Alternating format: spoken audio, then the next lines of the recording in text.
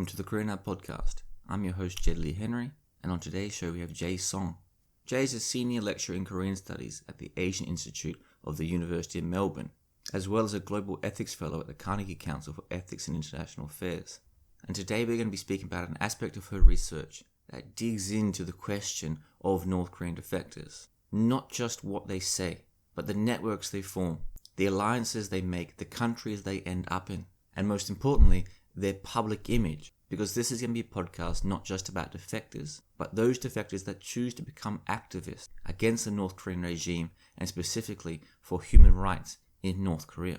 Now, of course, most defectors don't become activists. Some sadly never make it on their journey or end up getting bogged down in countries like China for decades. And those that do make it to South Korea or secondary asylum countries, quite naturally, often just want to get on with their lives. They don't enter this heavily politicized, public, and sometimes dangerous world of activism against North Korea. Because North Korea sees defectors as a real risk to their regime. Foreign academics and politicians can often speak out about the country and the human rights abuses and not suffer the kinds of attacks and even assassination attempts that have happened around the world that this activist defector community have to deal with. On the podcast today, we're going to talk about why this activism is so important, the various dimensions of the network that these people begin to form, why certain defectors choose secondary asylum in other countries like the United Kingdom rather than where they have automatic citizenship, which is South Korea. There are also important questions about how networks co-evolve, a symbiotic relationship between discussions, activism, NGOs, and other international bodies and individuals. What comes through most of this is individual agency, the different paths that different defectors have chosen, the niches they've found for themselves, the differences in their approaches. And this is going to be spun through a look at 5 key defectors, or the 5 most prominent defectors at the time of the research. And these names for many people will be familiar.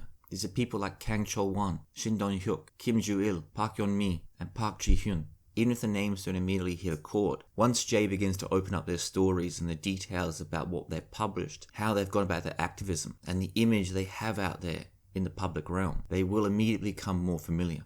But of course, running through all of this podcast are a series of challenging ethical questions, such as which North Korean voices are we not hearing in the media? Are defectors like these a good representation of society and of the important human rights questions that we want to address? Also, how have the international community treated these defectors? Are their testimonies honoured, or are the instances of defectors being undermined and their stories selectively chosen? Which of course also turns the camera lens back on the defectors themselves and their stories. Have, if any of them, used their stories for personal advantage or to forward their own personal agendas? And if so, is this important? And to what degree has it been done? Does it undermine the entire narrative and the movement? Or are they understandable minor glitches in an overall intact and flowing story? As you probably picked up on already, there's a lot of detail here and a lot of important questions. And from here on out, I'm going to let Jae open them up herself. And as I always do, I'm going to link Jae's articles below the podcast. And I do often encourage listeners to go and read the articles for themselves. But in this case, it is exceptionally important, because through these articles, Jae draws up a series of graphs and diagrams that we're not going to be able to do justice to by simply talking about them in conversation. So please go and look at those articles for yourself, as well as keeping up to date with the other link below, which will be to Jae's academic profile and where you can keep up to date with her regularly published work and her current research. Now, as always, this podcast is entirely funded by you, the listener. We have made a conscious effort on the Korea Now podcast not to run advertising in any way. So if you do want it to continue, it is important that you support the podcast directly at the PayPal or Patreon links attached below. Failing that, you can always share, like, or comment on the podcast across social media. All the help in this regard is greatly appreciated. On that, and to walk us through North Korean defector activists and the networks they form, this is Jae Song.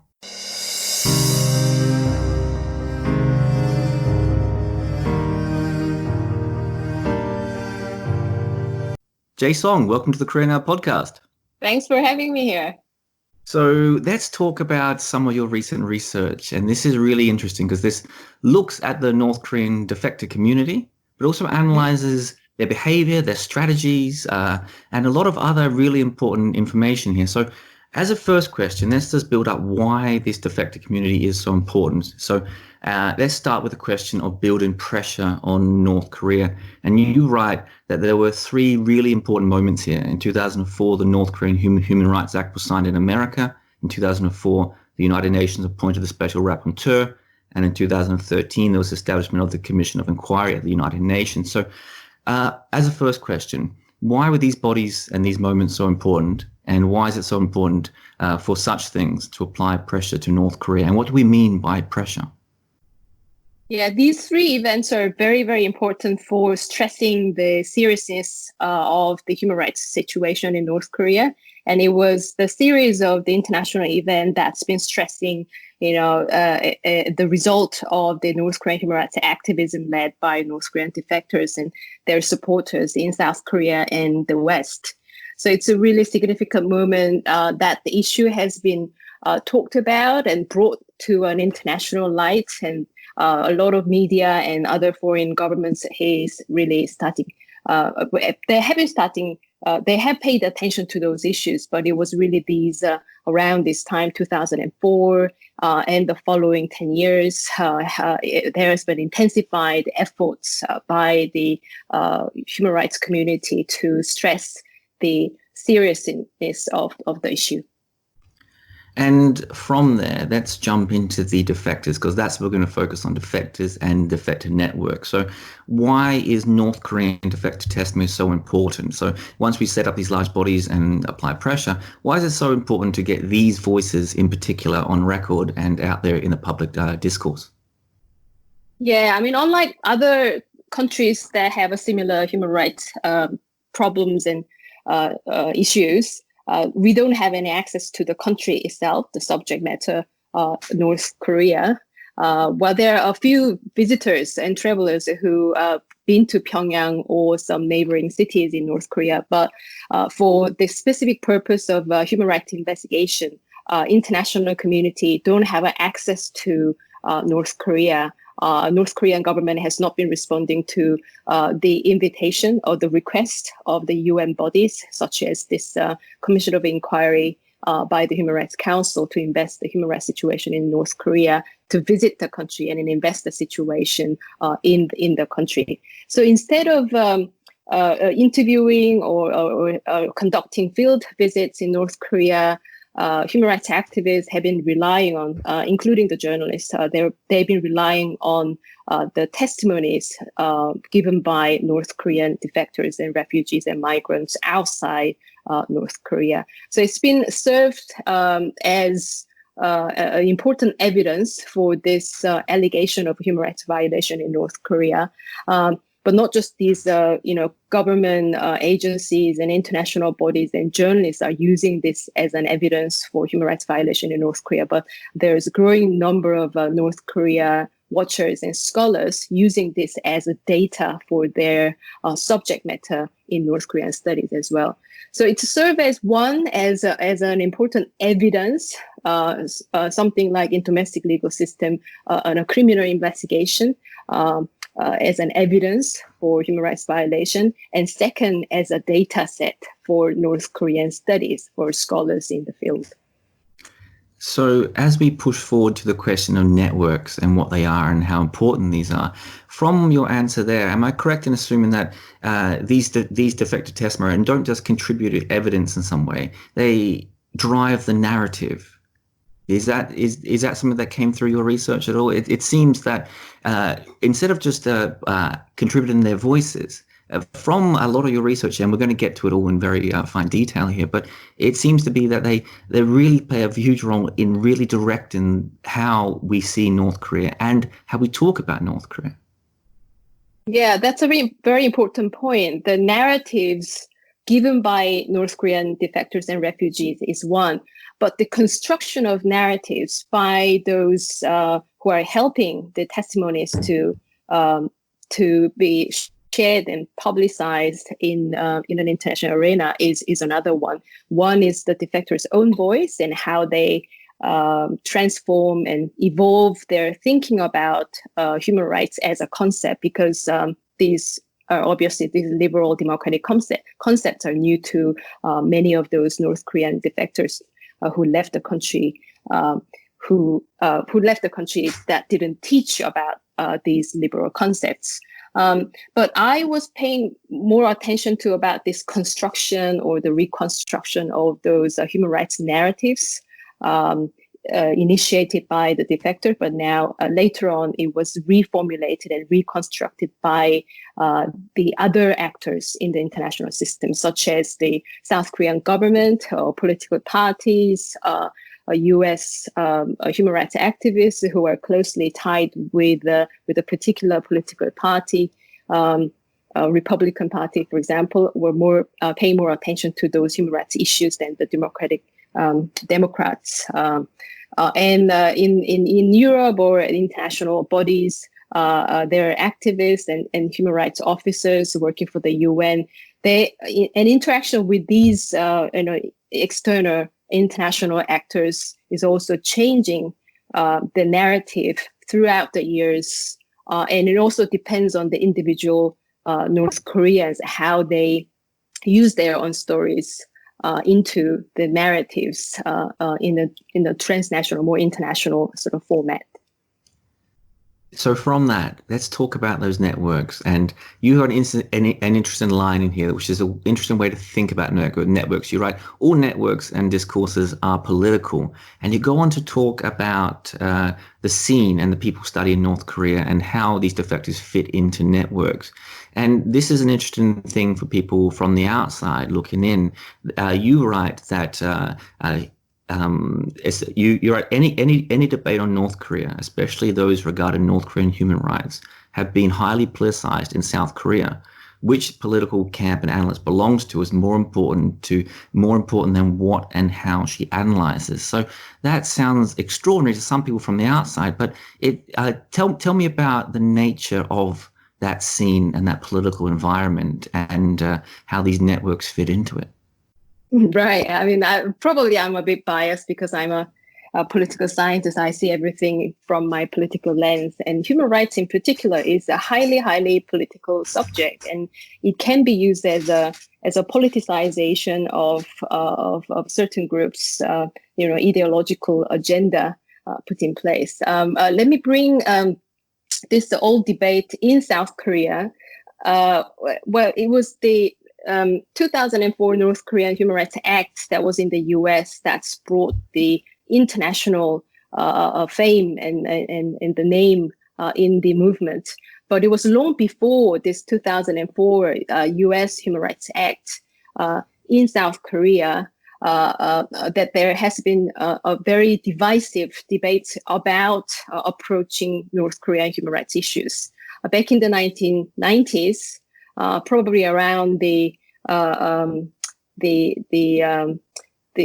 famine and malnutrition period in the mid 1990s, in South Korea there was a debate in how to approach human rights from more sort of a civil and political direction versus more socio-economic sort of food security related, environmental security related approach to human rights. And that's not just the civil and political rights and socio-economic cultural rights divide, but in South Korea, in particular domestic political setting, it was also divide between the more sort of a conservative approach to North Korean human rights issues versus a liberal, more progressive approach to solve the human rights problems in North Korea. So it's not just this big divide in terms of the human rights narrative, but when it comes to this debate in the particular South Korean domestic context, it was also a reflection of South Korean political divide, how to approach North Korea in the first place, and how to approach North Korean human rights issues in particular. And that's been very divisive agenda and political agenda in domestic politics. And when North Korean defectors arrive in South Korea and learn about this very divisive politics and left and right and conservative, progressive political factions in South Korea, they also have to adjust to this new political and international environment outside North Korea. And that's the sort of beginning of how North Korean defectors engage with these different parties and different social network they're in.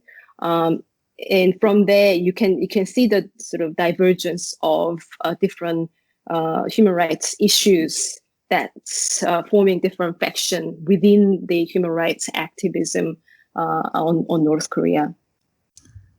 Let's step from there into the defectors themselves, and I suppose into your methodology of sorts for how you built this research together. So you focus, at least in the paper that we're going to be talking about mostly today, is 5 key defectors, or 5 incredibly prominent defectors: Kang Chol Hwan, Shin Dong Hyuk, Kim Joo Il, Park Yong Mi, and Park Ji-hyun.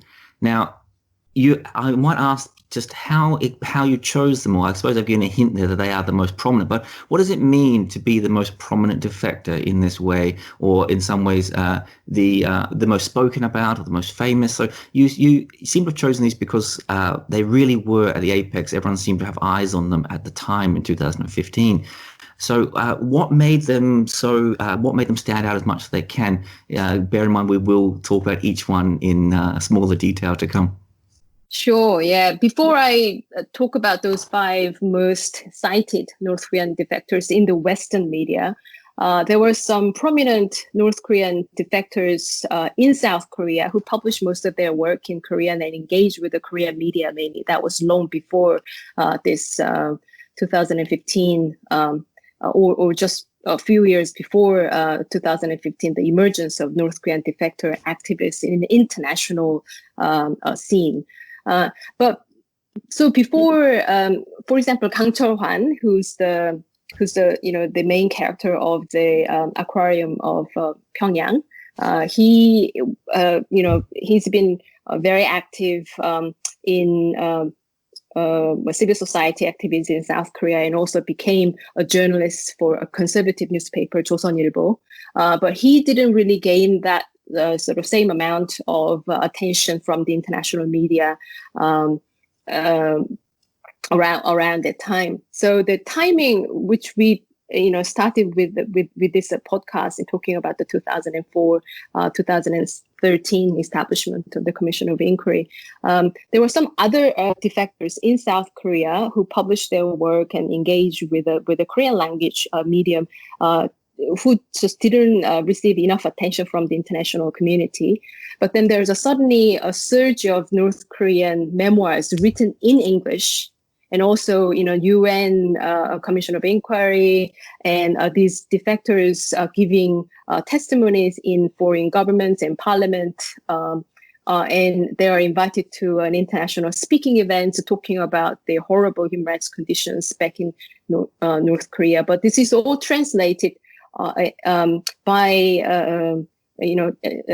Korean to English, or they're also publishing their own memoirs in English. So the mode of communication, the medium has changed, and using English as a medium of communication has really dramatically increased the international attention from the media and other foreign governments. And I pay particular attention to those 5 North Korean defectors, because they are the ones who are acting as an activist, human rights activist outside the Korean Peninsula. So, for example, Shin Dong Hyuk, when he published a co-author, he actually didn't publish the book. It was Blaine Harden, who was a Washington Post journalist, who used Shin Dong Hyuk's story about the escape from Camp 14. Was it 14 or 13? Sorry, Jed. 14. 14, sorry. Yeah. Camp 14 and used, it was the journalist narrative of Shin Dong Hyuk's story that was published in English.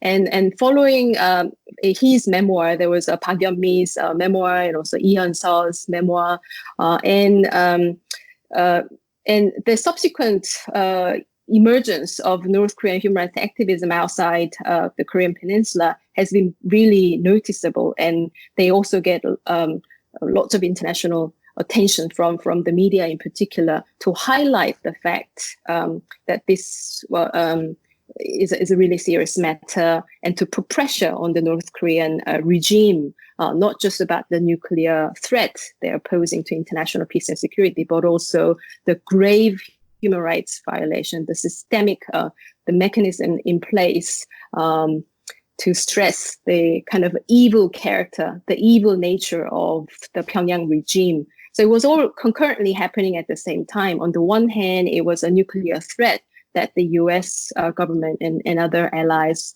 are trying to highlight. But on the other hand, it was that sort of crimes against humanity, war crimes, and even a genocide, racial discrimination, and other forms of human rights violation that was being also highlighted at the same time to add that sort of evil, very vicious nature of that communist North Korean regime. So it was always a very concerted effort by more than one actor. There are multiple actors who's been involved in this process. Human rights activism is certainly the one that put pressure on the North Korean regime, and particularly on the new leader Kim Jong-un. It's just been more intensified effort by the international community using North Korean defectors' voices as an evidence. So let's talk about the individuals that you mentioned, and let's start with the two that you just mentioned there in passing, Kang Chol Hwan and Shin Dong Hyuk, and they've both have very interesting stories because they both their stories relate to time in North Korean prison camps, but both were wildly different networks, as you describe here, but also wildly different success stories. The first one, as you mentioned, Kang Chol Hwan publishes this book, Aquariums of Pyongyang, a very interesting book, and it doesn't get anywhere near the publicity that Shin Dong Hyuk's book does, Camp 14, just I suppose about a decade later. What do you put this down to, the success? Is it what is in the networks? Because as you say here, Kang focuses on building a network around South Korean conservative politics. He actually speaks, and George Bush reads his book. And but Shin, as you mentioned, makes connections with activists in America, and as you mentioned, Blaine Harden, who has been on the podcast before. So what do you see as the difference between these two, and what is the difference in the networks that they've formed? Yeah, I mean, Kang Chol Hwan, his book, as you just said, The Aquariums of Pyongyang, was published in 2005, and he's already lived in South Korea for some time.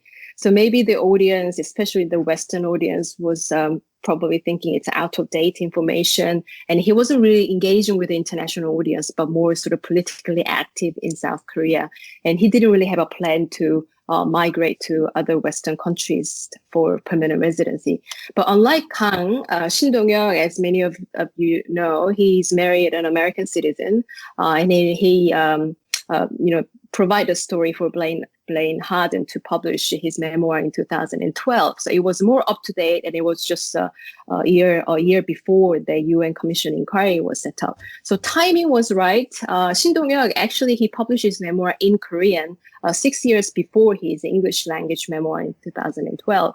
And back then, 6 years ago, he wasn't getting any international or South Korean media attention because it was done in Korean. It was really that timing around the UN Commission of Inquiry and the international pressure led by mainly the US government to, as I said, concurrently with the pressure on the North Korean nuclear weapons issue. This is another sort of political tool to pressure and also solidify the Western allies' support for the U.S. putting pressure, and also South Korean conservative governments using human rights conditions as a political tool to sort of promote kind of this negative campaign. And there is a serious allegation, if you listen to all this, not just these 5 most cited North Korean defectors, but if you listen to any ordinary North Koreans in South Korea or elsewhere about the human rights conditions, or even just the living conditions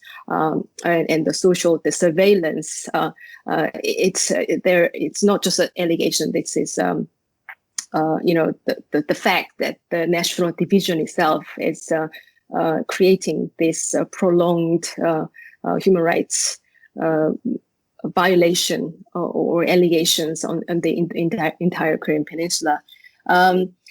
Shin Dong Hyuk published this book, Escape from Camp 14, together with Western journalist, 2012. And 2015 is the year that we saw many other memoirs published by North Korean refugees themselves. And it's also interesting how they work with the Western authors or journalists to publish their memoirs in English.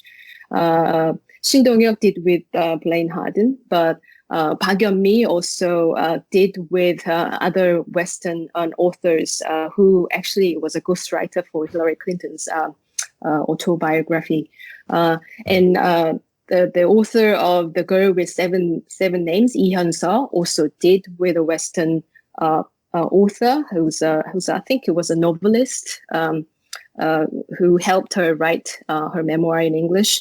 So there's always this other Western authors or collaborators or translator who did a narrative for North Korean refugees. And in this process, there's a lot of missing information or lost in translation or omission or addition of other stories that can be sensational. They can also attract the Western readers to pay attention and basically just buy more books because it's all published by the Western, the high-flying Western publishers. So I focus in my paper, it's the North Korean refugees' voices themselves, but it's the whole production and construction of their memoirs, their stories, their narratives, not just for the publishing industry, but also the human rights activism internationally and transnationally.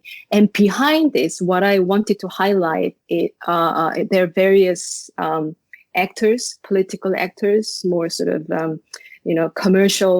commercially interested actors like the Western publisher.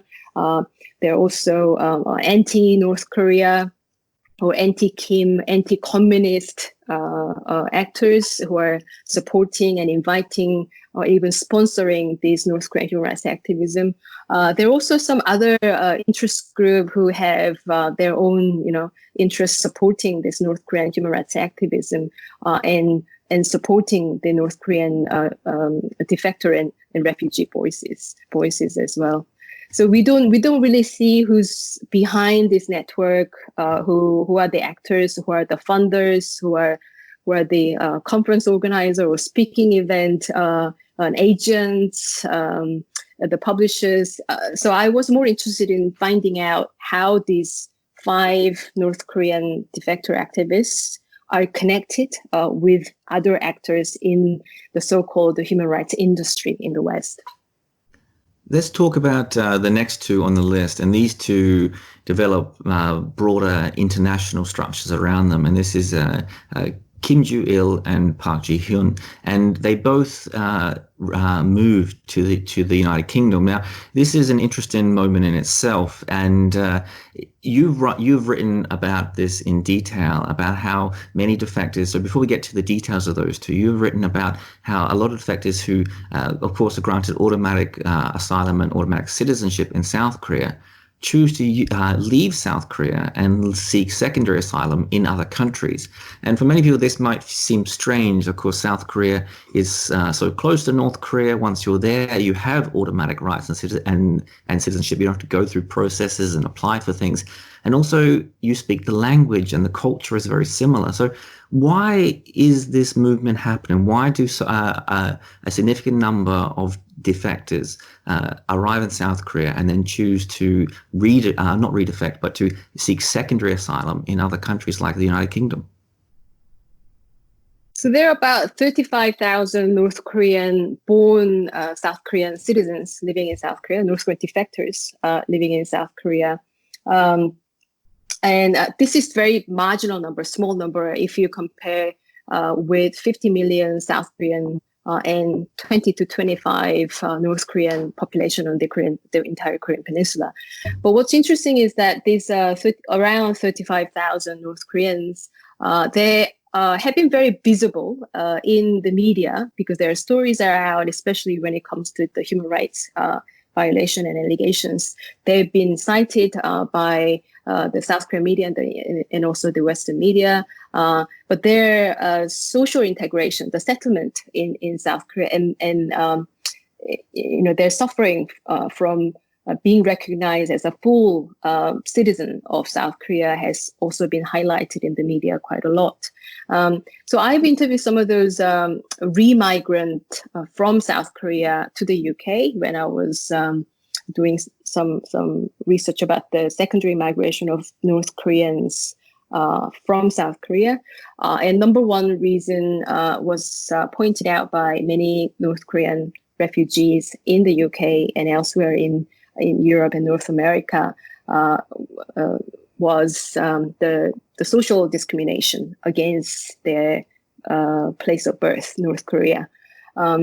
They say South Koreans are imposing the social discrimination against them because they are perceived as a people who are lacking the competitive skills. For example, they don't speak good English, they don't have the computer skill, and most of all, they don't have that capitalist sort of mindset that the competition is always there. They need to do well to be better off than other people. They can't really rely on the government subsidies all the time. And so when and also the social sort of stigma and prejudice against them with their accent and the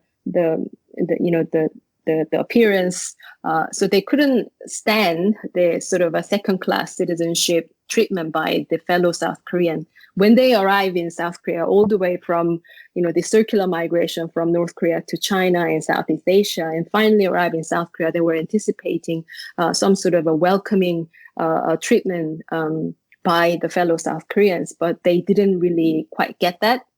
And many North Korean defectors, after the certain period of, the joint investigation by the police, military, and the intelligence, and another 3 months of settlement program in Hanawan by the Minister of Unification, they couldn't really adjust to the South Korean capitalist system. They fall under the poverty line, many of them, and they can't really, maintain their jobs for long term. And plus, this social discrimination by South Korean are the main motivation to leave South Korea and seek a secondary asylum elsewhere. So what I found in my other paper and research project was that UK has been the second highest. UK has been the country with the second highest number of North Koreans outside the Korean Peninsula. China will be probably the first one outside the Korean Peninsula that's hosting North Korean migrants and refugees, but they're considered as irregular migrants instead of former refugees because they don't recognize North Koreans as asylum seekers. So it was quite heartbreaking as a South Korean myself, as a researcher. I go there, middle-class educated person going to interview those North Korean migrants and refugees, and why did you leave South Korea? I mean, they look at me with those sort of very weird eyes, and why are you asking those kind of questions? You are the one who used to discriminate against my origin. So it was quite sort of awkward at the beginning to approach them, gain some trust from those North Korean refugees and migrants living in the UK. So building trust took a lot of time before I actually, asked the questions about my research. So it took a long time to conduct that particular research. And one of the two members that you speak about here that did move to the United Kingdom to settle, Joo Il, is, at least from my reading, a wonderful example of something that you mentioned throughout a lot of your articles, and that is the behavior of a lot of these defectors through all the difficulty that they go through and the difficulty after they arrive in these second countries. It's you refer it back to Darwinism and the survival of the fittest, and you write that Kim very quickly realized that the world was very focused on political prisoners and prison camps and those really visceral human rights abuses, but his accounts were only secondhand. He didn't know them, and so his voice would be drowned out or wouldn't be heard through all the others. And he changes and adapts and begins to focus his advocacy from there on children's rights and disability rights. So I might get to open up Kim Joo Il for us, and this, I suppose, this adaptation and this change in his life in the United Kingdom and the network that he formed. Yeah, that's really fascinating. I forgot to elaborate on the sort of different individual stories and narrative, and their, making their story out of their own personal lived experiences. Shin Dong Hyuk, for example, became an international figure because he was a child victim of a political prison system. He was he was vulnerable, and he was weak, and he was a child. He was a minor victim of this brutal, ugly, the savage regime in North Korea. The next target, Park Yeon-mi and Yeon, they're also both, very vulnerable looking, helpless, female, and also younger than the previous the North Korean human rights defector activists such as Kang Chol Hwan. He was a male. He was older. So from this human rights industry's perspective, it's better to use this perfect victim profile who are female, who's younger, who's vulnerable, who's weak. Park Yeon-mi, for example, she was saying that she was a victim of human trafficking. It was not directly targeting the North Korean regime, but it was all the consequence of the regime and her situation in China, and being a victim of human trafficking, and also a witness of her mother's own rape by the traffickers. And there was just a perfect story to highlight the atrocity, the brutal nature of the entire the system in China, in North Korea, as a communist. The savage. When it comes to Park Ji-hyun, for example, so there are two activists in the UK. One's Park Ji-hyun, the other is Kim Joo Il. Park Ji-hyun is also a woman, and she also published a book after this 2015, the surge of North Korean memoir in English. But she's also using her story as a victim of human trafficking as well. But she's not relying on other people speaking on behalf of her, but she's sort of narrating and giving her own stories in English. Although English as her second language, a foreign language, but she's really overcoming the language issues and someone else representing her and doing that direct communication with the international human rights community, which is, I think, it's promising and encouraging. Whereas Kim Joo Il, he used a different name. He was also involved in some a conservative political group in South Korea when he was living in South Korea with a different pen name. He changed his name as Kim Joo Il when he arrived and acquired the refugee status in the UK and lived as Kim Joo Il, as a human rights activist against the North Korean regime.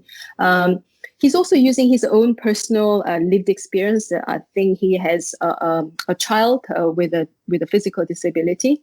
So and he doesn't have the same background as a child victim, child prisoner, or the victim of human trafficking. But he's also using other elements. There are different agendas within human rights activism.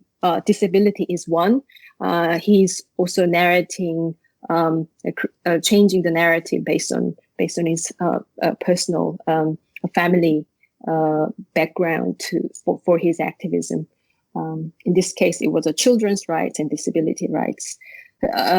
So it's interesting how individual defectors using their own personal trait for their respective activism, and that's also changing the kind of network and the kind of people they will be engaging in their human rights activism outside Korea, and also the personalities sort of change, the narrative change in different geographical locations.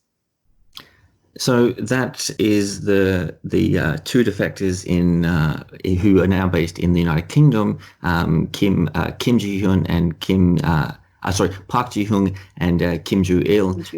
Let's move on to the one that you mentioned briefly there, because she is a fascinating case, and this is the fifth one. This is Park Yeon-mi, and many people will know her face. She is really quite prominent these days, and she, as you write here, is an example. If the other ones are examples of survival of the fittest, she seems to be an example of not just survival, but prosperity. She seems to have done an incredibly, I suppose, an exceptional job of not just finding a niche for herself, but thriving within that international niche. And in some ways, she's not the typical candidate you would think for defector testimony. As you write, she is one of the people that is one of the top 1%, the elite inside North Korea, the sheltered families.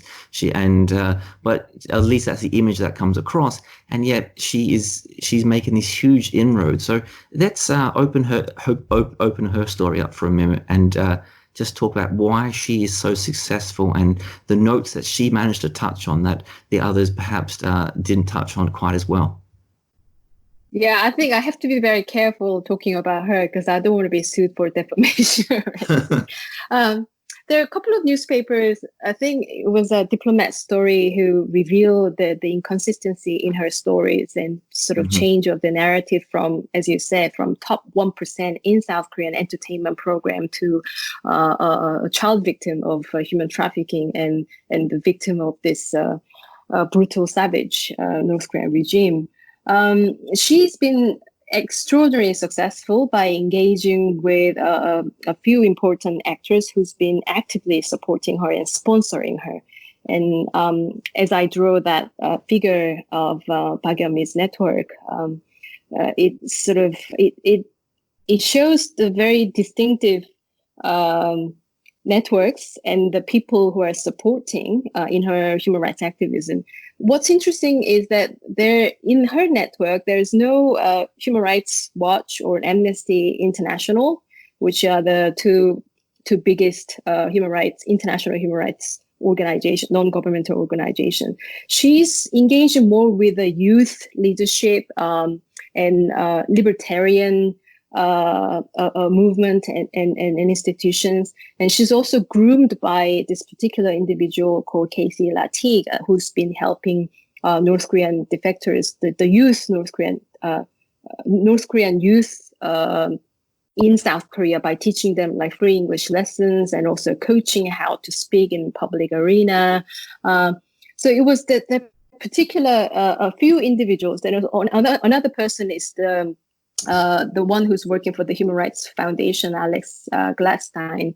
He's also been helping, Park Yeon-mi by giving her invitation to these international speaking events and exposing her to this sort of very glossy, YouTube video all circulated and TED Talk. I mean, Yeon also, gained her fame out of that TED Talk she did talking about her own experience.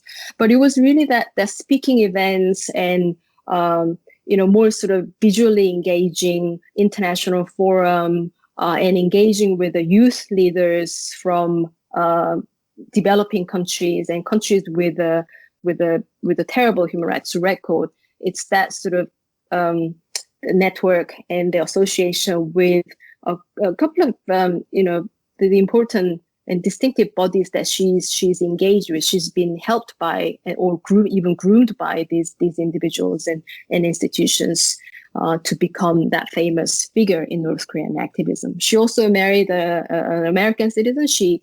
Both Shin Dong Hyuk and Park Yeon-mi, they don't live in South Korea. They don't have a support ground in South Korea, and especially the grassroots South Korean human rights activists organizations, but only with outside the Korean Peninsula, outside South Korea, and particularly with the U.S. more libertarian, more Republican-based, more conservative political groups to highlight, as I said, the brutal nature of the North Korean regime. So it was more political rather than growing out of the grassroots human rights activism. And particularly in South Korea, they don't have any association, especially Park Yeon-mi. She doesn't have any single association with the grassroots human rights organization in South Korea. And as you were speaking there's another note that comes up in your article, and this is one that really is worth thinking about. And you write that the profile of victims and the profile of defectors is becoming much younger than it used to be and much more feminine than it used to be. And this is an interesting thing to think about, because most of the defectors are women. and yet the defector narrative, at least until now, doesn't seem to have been dominated by women. So is that change happening on the ground, and is it noticeable? It's inevitable that we hear more about the North Korean female defector stories because they're the majority. I don't have the exact figure, but it's about close to 70 to 80% of North Korean defectors who are living in South Korea. They're women, and they're also from a particular provinces in Northeast. Hamgyeongbuk-do, North Hamgyong province, and Ryanggang-do are the two the provinces where most North Korean defectors are from. They're not from, not many are from, there are a few minority sort of elite North Korean defectors from Pyongyang, but majority of the North Korean defectors living in South Korea are from the northeastern, more, this remote where the public distribution or the resources from the central government could not reach. So we don't see the fair representation of North Korea when we rely on the North Korean defector stories. These are the particular group of people who are from those two provinces, and they're mainly women, and they're also youngish. I would say many of them are in their 20s, 30s, and 40s. There are not many, older people who are able to cross the border to settle in South Korea eventually.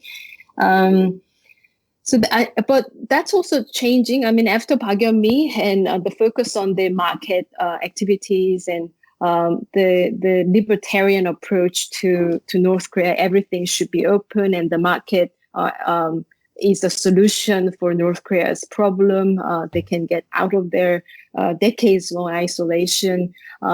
And from that sort of narrative, I think there are more people with different backgrounds, from the farmer's background, from uneducated background. These different voices are all contributing to the diversity of North Korean defectors' voices in human rights activism. I think it's a good sign. Rather than a few dominating the entire community, there should be more people from different backgrounds and different political agenda, rather than conservative government in South Korea and the Republican dominating North Korean human rights agendas for the entire industry and community. I think there should be also other. There can be North Korea who are still Marxists, for example, who could live in South Korea or the UK. There is actually one who's one of the North Korean community leaders who still believe North Korean more socialist system is better than the South Korean capitalism, for example. So having this diverse voices from representing different political opinions, from different backgrounds, different identities. I think it's a good signal and promising for the sustainability of human rights activism. And I would have to assume, building on that narrative of survival of the fittest and Darwinism, that the way that they tell their stories has evolved over the years too.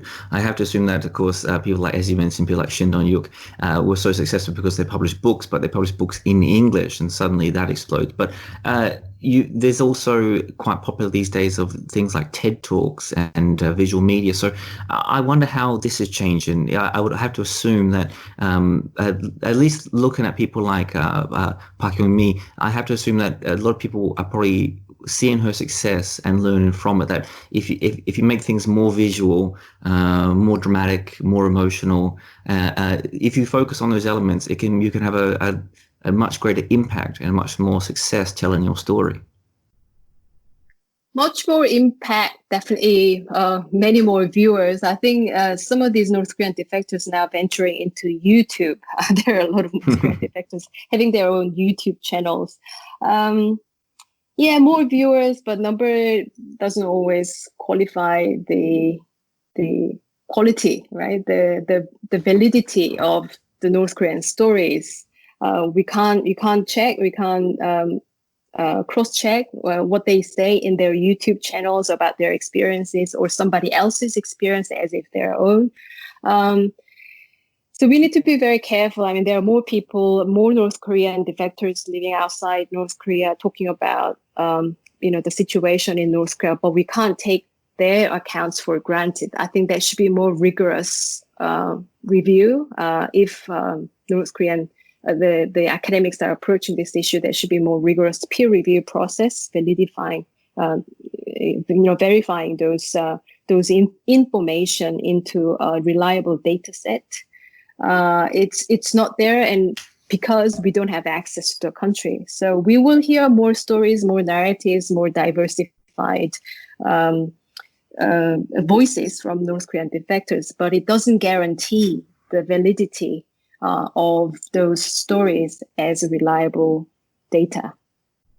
Let's use that then, and let's drill into that, because in the last section of this podcast, it might be useful to think about what your research from this built into, which is really another interesting place, and that is the idea of the ethical questions surrounding defector accounts and defector testimony and these witness accounts and how you should view it. So a few really interesting questions that you bring up in your article here, and I might ask them through and try and open them up in time, but of course they're so complex and so morally deep that it is going to be impossible in just such a short time. But as a first one, I am wondering here, you write, whose voices do we hear? What broader political, ideological, or personal agenda do those voices reflect? And what narrative is missing? And so do you see substantial holes in the narrative out there in this defector community? Are there challenges in finding this broader picture and this broader image of North Korea? That's a very complicated set of questions. Yes. Let me start with the ethical one. I think I almost have like a trauma myself by interviewing and meeting North Korean defectors. I've been doing that since 1999 as a research assistant and a graduate student in North Korean studies. So I haven't really counted, but I probably met and interviewed more than 500 North Korean defectors in South Korea, in China, in Europe, and now in Australia. The first ethical question I have is my own view, my own worldview. And I have, as a human being, I have my own set of assumptions about North Korea and North Koreans. And as a South Korean, approaching these people who can be a vulnerable population, and with my own set of assumptions and my background as a middle class educated, educated in the UK, in approaching these people, there is this asymmetrical power relation between myself as a South Korean female researcher and the interviewees who are North Korean defectors, who also have variety of different social background. So it's very difficult to approach them and gain their trust. And listening to their story, sometimes it's very personal and very sensitive.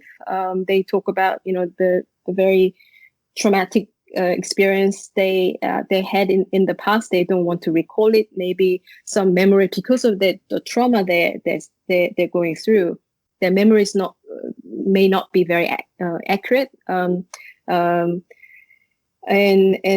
also speaking in Korean, but with a different accent, that's also creating another layer of, many people assume that it's easier for South Korean to interview North Korean defector, but it's actually not. We're speaking the same language, but different accent with a different background. This is a whole set of these conditions, individual to individual approach, and asking this very sensitive question about their past. When they are really doing their best to settle in the country of their residence. And after gaining some trust, which normally takes about 2 or 3 years from the very initial, the first encounter, finally I get into the point that I build trust with this person I'm interviewing as a South Korean.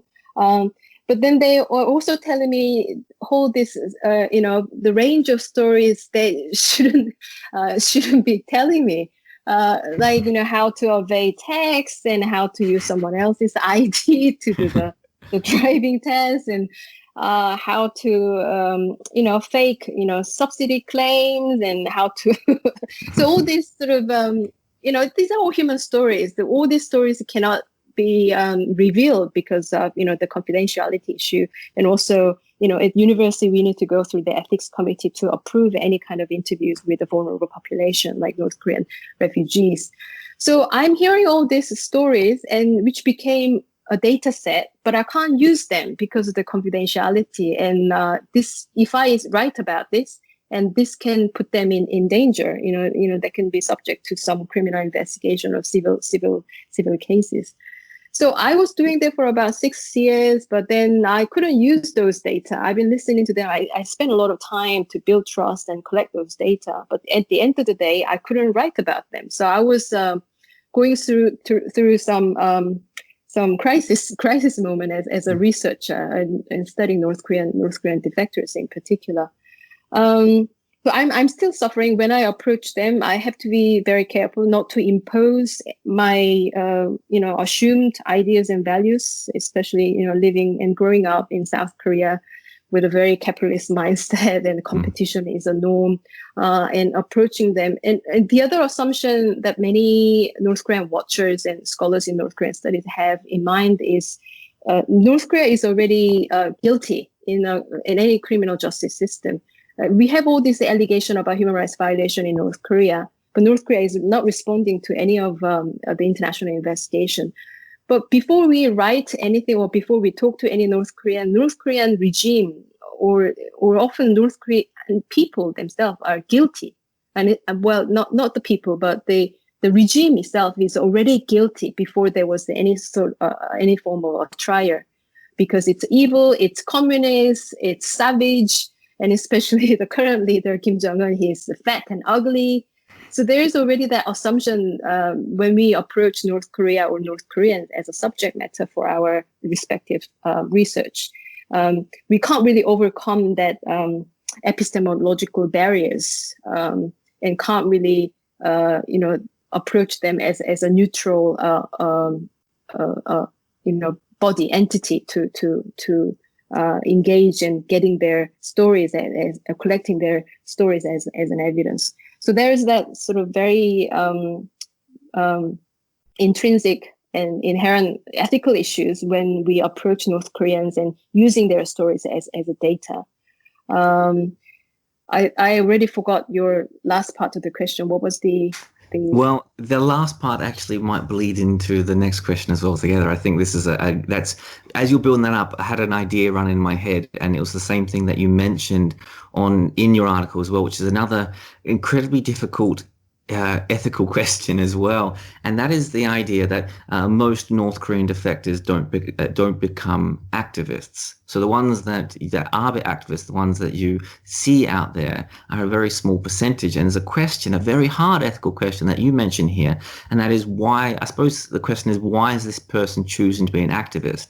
And there's always that risk that it's for personal gain or personal advancement. And it's a very hard thing to do when you realize the horrors that they've come through and the important role they are playing. But it's one of the, as you mentioned, this is a kind of ethical question that you must ask yourself. So I wonder how you've tackled with that. Those missing stories. I think you picked up a very brilliant point about research in general. I think, and especially using North Korean defectors account as an evidence and data set for our research. What's not said is often more important than what's said. So what's missing in their stories are often revealing about, the truth of their living in the past in North Korea and elsewhere in China and South Korea. And often, the Western journalists narrating about North Korean stories, or, South Korean or Western scholars writing about North Korea, it's often about ourselves as researchers. It's about our understanding. It's about us, our system, our political system, rather than the subject of our study, North Korea or North Korean. So I see there, you can't really separate you as a researcher and your own agenda and belief and your political, party membership, your affiliation with a particular group of people. And that's not really implicitly said in your papers or your research. It's hidden somewhere. And so as a researcher and as a reader of those journal articles, I think we also be very careful and mindful of what's not being said in the North Korean human rights activism is often more important. Those who are not heard by us, those who refuse to say about their past or about other North Korean defectors, there must be a legitimate reason why they're not engaging, why they're not speaking. There is Article 19 of Civilian International Covenant on Civil and Political Rights, I'll say this again. Article 19 of the Universal Declaration of Human Rights is about the freedom of speech, but in that you also have a right not to speak. And we often forget this other element of not speaking. It's also right. And there's a whole, invisible world of human rights stories and North Korean stories that we don't know and that we have to bear in mind, the reasons behind who's more active, who's more successful in this Western capitalist libertarian world. For example, Park Yeon-mi, why is she making all this success and fame and this number of followers on her Twitter and Facebook, whereas other North Koreans who are in South Korea or elsewhere in developed world are not saying anything, but they're also doing their best to survive in the different political and economic environment, survival for the fittest. Park Yeon-mi obviously chose, this is her career. This is probably, her income generating profession for the rest of her life. We don't know. She is now recognized as a human rights activist in the US, but how the current North Korean defector activists, the career progression will change and to which direction is also an interesting areas to look at. And that's about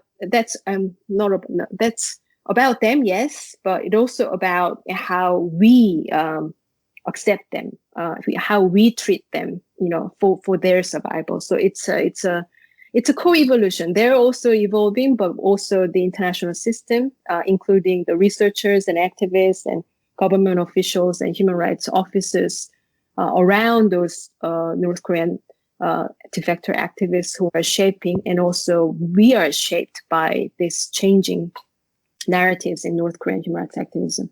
I'm not sure whether I answered the question, but the survival of the fittest using the Darwinism, it has not been very popular. I think not many social scientists were accepting this terminology from evolutionary biology and natural science, but I'm into it. I've been using complexity theory for most of my work in North Korean defector and migration research topics. Well, I'm into it too, so it works for me. Oh, that's good.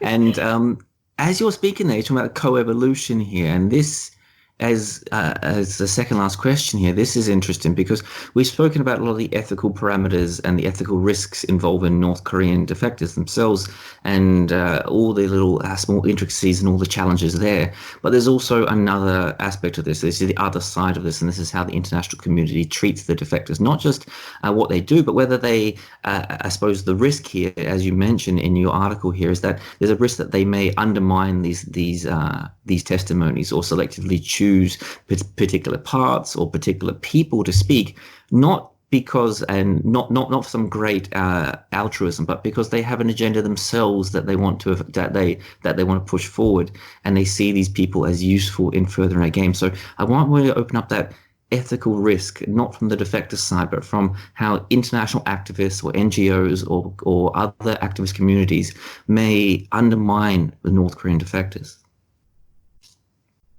Yeah, I mean, I can't reveal the name, but one of the key North Korean defector activists has told me that this person been betrayed by the human rights, so-called the industry or the human rights activists, because stories were used and now abandoned because there is some sort of inconsistency, or it's not the whole of the story, and part of the story was inaccurate.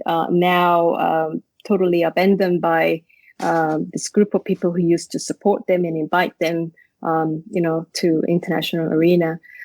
So yes, there's a serious ethical issues of sort of using those North Korean defector stories and their voices when it's serving their interests, and just disengaging with them and even accusing them for telling a lie. I think a very opportunistic kind of approach to use those already vulnerable refugees and defector population for their own purpose.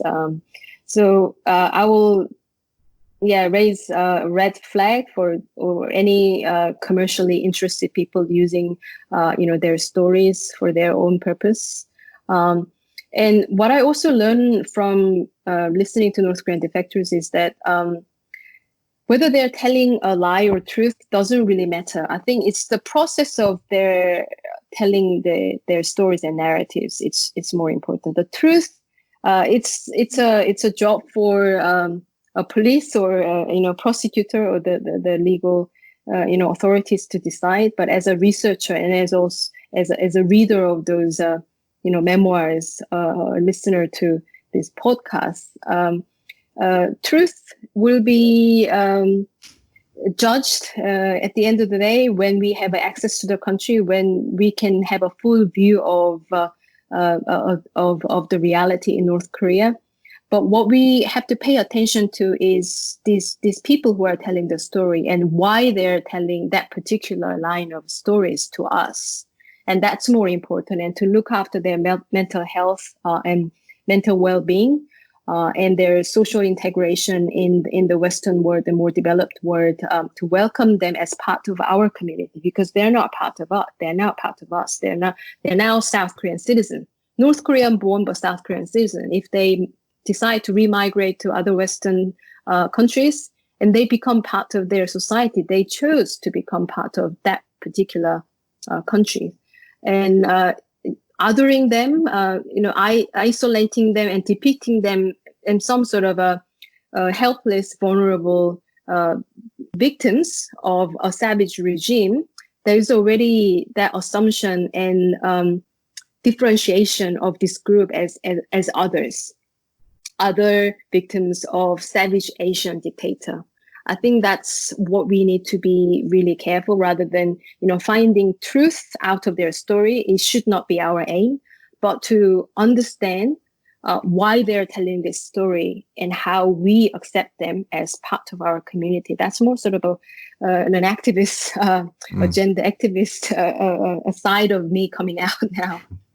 Well, that is you touched on a little bit there. So my final question, which of course is again another complex ethical challenge here, but my final question, you kind of touched on a little bit there and poked at what the problem may be here. Not one of the problems, but just how difficult this is, and that is the much broader question. So these defective testimonies are, of course, incredibly important as testimonies, what happened, and representations of fact or stories or narrative that could eventually build up into something important. But the aim for these defectors is to promote human rights in North Korea. But as you write in your article here, this is a challenging thing. What do you mean when you say promote human rights in North Korea, and how do you achieve this? You say, is it simply trying to tweak things on the fringes, or is it ending the Kim Jong-un regime, or ending the regime in Pyongyang as a whole? When you talk about improving or promoting human rights in North Korea, it's not a clear-cut thing what is actually meant when it comes to actually implementing it practically on the ground once it gets beyond the level of promotion in theory. Not at all. It's not clear at all. I mean, we all have the same goal. The end goal is the same, which is promotion and protection of human rights in North Korea. But there are different ways of doing it. And there are different people who are proposing different ways of doing things to promote and protect the human rights of North Korean people in North Korea. Traditionally, in South Korea, the progressive, more pro-engagement, political parties and activists, they're pushing for engagement, more inter-Korean economic exchanges, opening up the market, opening up the border. And they're also opposing the imposition of international sanctions against the regime, and particularly when it comes to overseas North Korean laborers. Because it's not just, these people are sending money back to North Korea, and that could be a contribution to North Korean nuclear program. But when these North Korean laborers are outside North Korea, they also learn, they see things, they hear things. So it's a great opportunity to engage with North Korean people. And for this group of progressive pro-engagement with North Korea kind of the faction in South Korea, they don't understand, for them, sanctioning on the North Korean labor, it's just an insane thing to do, because it's doing quite the opposite. Further isolation and further strengthen the unity of North Korea as a nation. And that's what exactly the North Korean regime, the Kim Jong-un regime, wants to do. Whereas the other the conservative party, who are more sort of hawkish toward Pyongyang, they're saying, tougher sanctions and even considering the preemptive strike or military options also should be considered. More sort of covert operations, sending information through North Korea, that can lead into some information revolution. I think some scholars were arguing about that. So that and regime collapse. Regime collapse is a solution for improving human rights situation eventually. I think some people are arguing that that's the only way to open up the market and change the North Korean behavior. That's the regime collapse, if not the country collapse. So we all have the same goal, but different people suggest a different thing. I'm obviously with the pro-engagement side, and opening up the country, the access to the country is the only way to solve today's problem of human rights violation. I say a number of times it's an allegation. It remains as an allegation until it's proven, in any criminal justice system.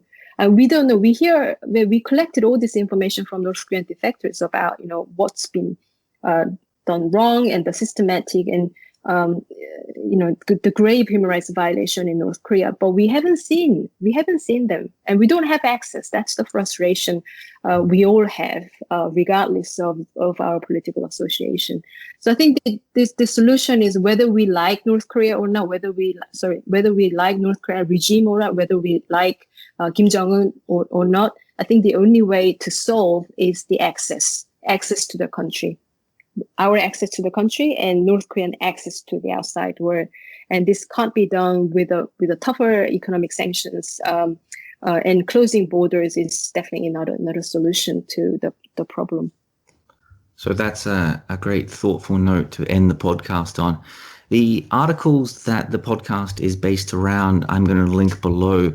We didn't get to most of the detail in there. There's so much more we could have got to. So please go and read them for yourselves. I can't recommend them enough. I'm also going to link below the podcast a link to Jay's academic profile. You can keep up to date with her research and her publications as they come out over time.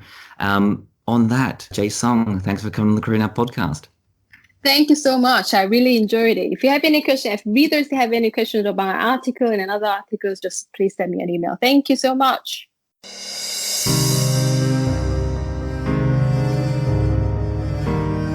Thank you for listening to this episode of the podcast. I really hope you enjoyed it. This is just a final reminder that we've made a conscious decision here on the Korean Now podcast not to run advertising. And so the podcast is entirely funded by you, the listener. So if you do want it to continue, please consider supporting the podcast at the PayPal or Patreon links attached below. Or importantly, you can share, like, or comment on the podcast across social media.